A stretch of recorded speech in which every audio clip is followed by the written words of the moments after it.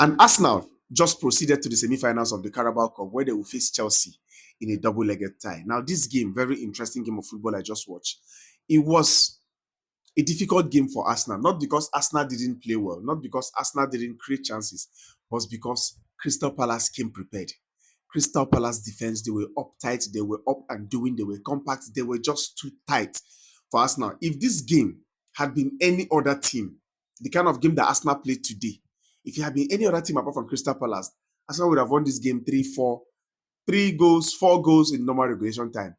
But kudos, I commend Crystal Palace for riding this game up until the shootout because they were just uptight, the kind of game that Arsenal played.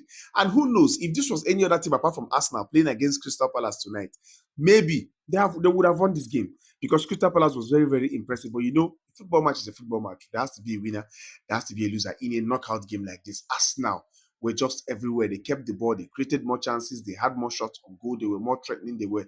But Crystal Palace defense said no, and Arsenal kept knocking.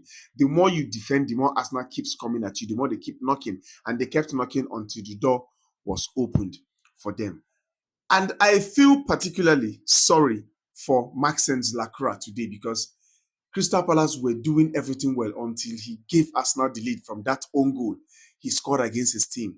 And then, coincidentally, unfortunately for him, he happens to be the same person whose penalty was saved by Kepa to give Arsenal the win. Imagine, you were the one that scored the own goal in the game to give Arsenal the lead.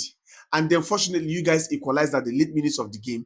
You proceeded into the shootout, and you were the only person of all players on the pitch, the only person whose penalty got saved by Arsenal's goalkeeper, Kepa Arrizabalaga, to give Arsenal or to send Arsenal into the semi-final. I feel particularly bad for Maxence Lacroix today. Today is just not his day. Congrats to Arsenal.